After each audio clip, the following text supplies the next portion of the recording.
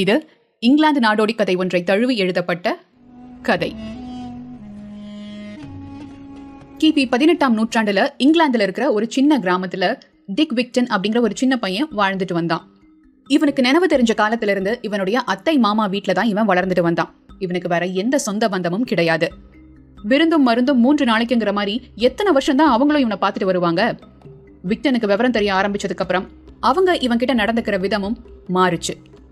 விக்டனுடைய வயசுலயே அவங்களுக்கும் 2 குழந்தைகள் இருந்தாலும் அவங்க 2 பேரும் பள்ளிக்கூடம் போகும்போது வீட்டுல இருக்கிற எல்லா வேலையையும் விக்டன் தான் பார்ப்பான். செய்யற வேலைக்கு அவனுக்கு சரியா சாப்பாடு கூட கிடைக்காது. இதெல்லாம் பத்தாதுன்னு இவனோட அத்தை பசங்களுக்கு இவன் ஒரு விளையாட்டு பொம்மை மாதிரி, இவனை அடிமை மாதிரி நடத்துறதும், பொழுது போகலன்னா இவனை கஷ்டப்படுத்தி அதுல சந்தோஷப்படுறதுமா இருந்தாங்க. இதனால விக்டனுக்கு ரொம்ப மன உளைச்சலா இருந்தது. இப்படியே போச்சுன்னா தன்னுடைய வாழ்க்கை இந்த கிராமத்துக்குள்ளேயே முடங்கி போயிடும்.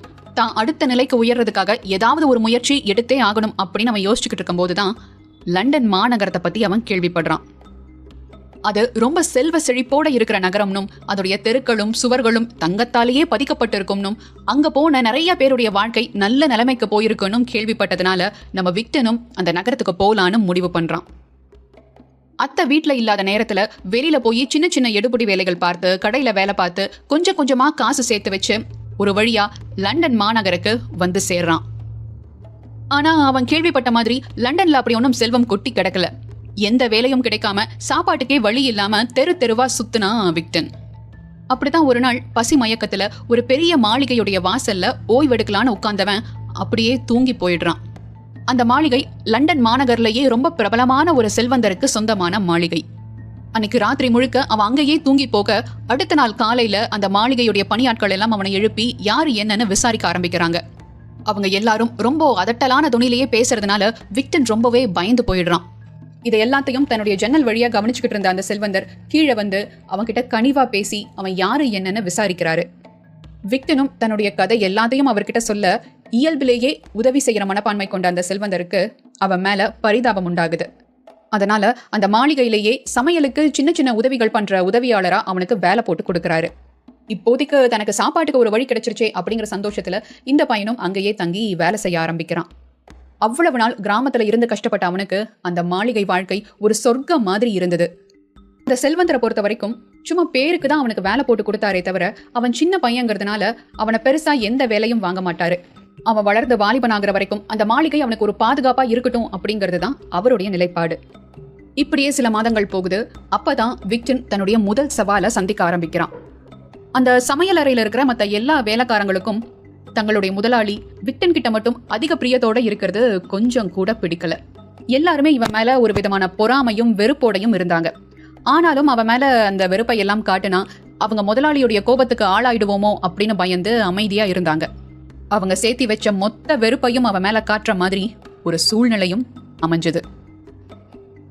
ஒரு நாள் இந்த செல்வந்தர் வியாபார விஷயமா ஒரு கடல் வழி பயணம் போக இருந்தாரு.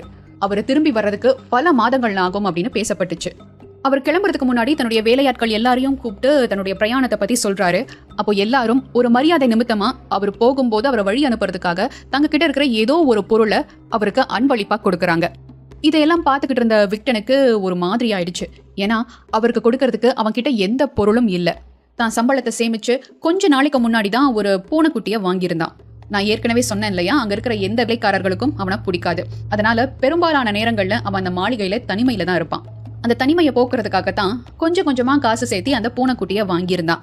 இதை தவிர அவன் கிட்ட வேற எந்த பொருளும் இல்லாததுனால தன் முதலாளிக்கு அதை கொடுக்க மனசு இல்லைனாலும் வேற வழி இல்லாம அந்த பூனைக்குட்டியை அவருக்கு பரிசா கொடுத்து அவரை வழி அனுப்பி வைக்கிறான் விக்டன். அந்த செல்வந்தர் மாளிகையிலிருந்து புறப்பட்ட சில நாட்கள்லேயே மற்ற வேலைக்காரங்க எல்லாம் விக்டன் கிட்ட தங்களுடைய சுயரூபத்தை காட்ட ஆரம்பிக்கிறாங்க. அவன் எந்த வேலை செஞ்சாலும் அதுல ஏதாவது குத்தம் கண்டுபிடிச்சு அவனை திட்டுறதுலயே குறியா இருந்தாங்க. அவனுக்காக எடுத்து வச்சிருக்கிற சாப்பாட்டுல தண்ணி ஊத்துறது, அவனுடைய துணிமணிகளை எடுத்துட்டு போறதுன்னு அவனுக்கு எல்லா விதமான தொல்லைகளையும் கொடுக்க ஆரம்பிச்சாங்க. அவனுக்கு திரும்பவும் தன்னுடைய அத்தை வீட்டில் அனுபவிச்ச அதே கொடுமைகளை இங்கேயும் அனுபவிக்கிற மாதிரி இருந்தது. பொறுத்து பொறுத்து பார்த்தவன் இங்கிருந்தும் வெளியில போகலாம் அப்படின்னு முடிவு பண்றான். ஒரு நாள் ராத்திரியோட ராத்திரியா எல்லாரும் தூங்குனதுக்கு அப்புறம் தன்னுடைய துணிமணிகளை எல்லாம் எடுத்துட்டு அந்த மாளிகையை விட்டு வெளியேறான் விக்டன். அடுத்த நாள் ரொம்ப தூரம் பயணம் பண்ண அவன் ஓய்வெடுக்கிறதுக்காக ஒரு சத்திரத்துல தங்குறான். அப்போ அங்கிருந்த 2 பேரு ரொம்ப மும்முரமா பேசிட்டு இருந்தது இவன் காதுல எதர்ச்சையா விழுந்தது.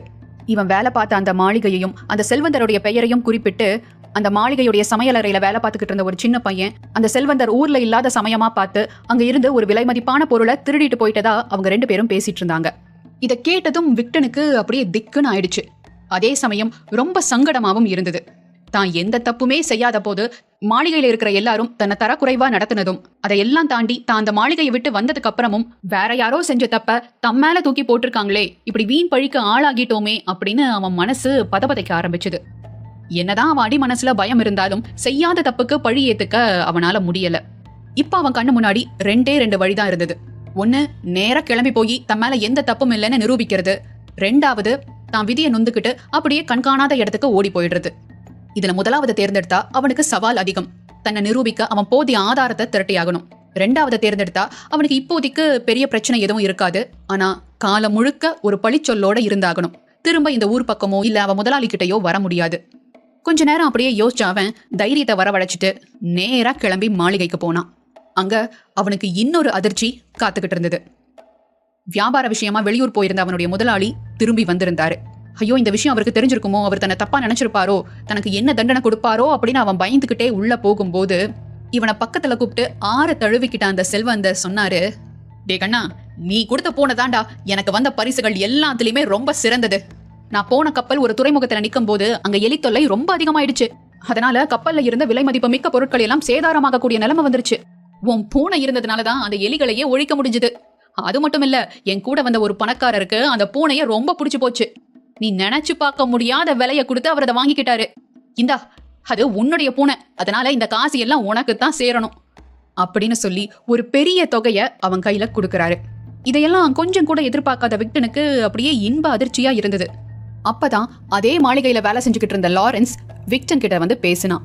லாரன்ஸ் இவனை விட 2 வயசு மூத்தவன். மத்த வேலையாட்கள் எல்லாம் விக்டன் கிட்ட நடந்துக்கிற விதம் அவனுக்கு கொஞ்சம் கூட பிடிக்காது. அதனால நிறைய நேரங்கள்ல மறைமுகமா விக்டனுக்கு உதவி பண்ணியிருக்கான். விக்டன் அங்கிருந்து போனதுக்கு அப்புறம் அவனை திரும்பி மாளிகைக்குள்ள கூட்டிட்டு வரதுக்காக லாரன்ஸ் போட்ட திட்டம் தான் அந்த சத்திரத்துல நடந்த விஷயம். இவனுடைய திட்டத்தின்படிதான் 2 நபர்கள் விக்டனை பின்தொடர்ந்து போனாங்க. சரியான நேரமா பார்த்து விக்டன் காதுல படுற மாதிரி அந்த கதைய அவன் பேச சொல்லியிருந்தான். அவன் நினைச்ச மாதிரியே விக்டனும் அவங்க பேசினதையெல்லாம் நம்பி மாளிகைக்கு திரும்ப வந்திருந்தான்.